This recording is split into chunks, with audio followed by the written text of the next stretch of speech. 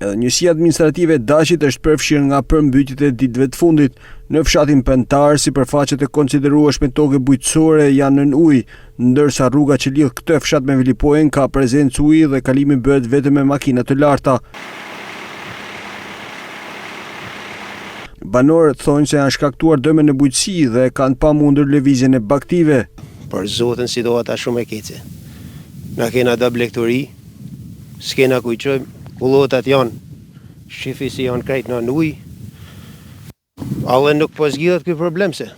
Është bllokuar rruga. Është e bllokuar totalisht. Për sa ditë është e bllokuar? Prej 3-4 ditëve. Grunet pa millen tash 2 herë, alle pa dështojnë. Janë janë në ujë, luljumet, probleme të jashtëzakonshme për ne. Edhe në fshatra të tjerë të kësaj njësie përmbytjet kanë shkaktuar dëme, kryesisht në pemë dekorative. Në kena tokat në poshtë, kam 10.000 copë lule dekorativat, kam shkodje, kam gjithë të në kuptim e fjallë. Se vlerë janë, vlera është e mollë, pa janë 10-15.000 euro, 20.000 euro. Janë tanë në kuptim e fjallë të shmëboret, a shkojnë dhejtë, janë orzu kërët komplet. Da kena tokat, kena janë, i kanë përmët kërët. Ku? Kërët në zonin në janë përmët në zona e knetës. I në fshatar, në e dopt, s'kena ekonomi. Ekonomia është shumë e dopt. Tokat të në mëtë, poshtë. Të shpije, allo.